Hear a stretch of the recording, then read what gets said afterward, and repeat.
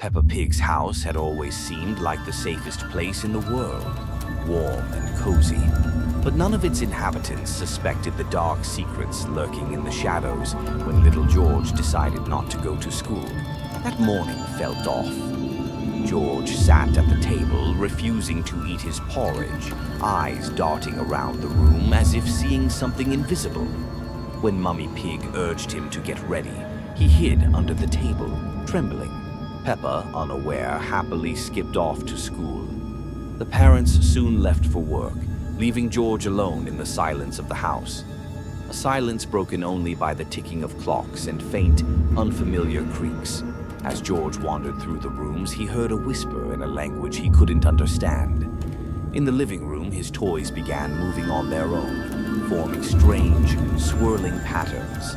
From the corner emerged a strange amber creature with red crosses for eyes, labubu. Its cold smile sent a chill through the air. In its hand it held a glowing amber toy, which it offered to George. As if hypnotized, George reached out and touched it. His eyes went blank. The amber light pierced deep into his mind. Labubu whispered ancient words, and George repeated them, unaware of their meaning. Drawn by an unseen force, George climbed to the attic, where he found glowing amber crystals pulsing in time with his heartbeat. He began drawing cryptic symbols on the walls with amber chalk. The symbols shimmered and moved.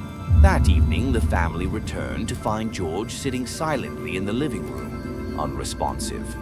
Peppa tried to play with him, but his voice had become distant and cold.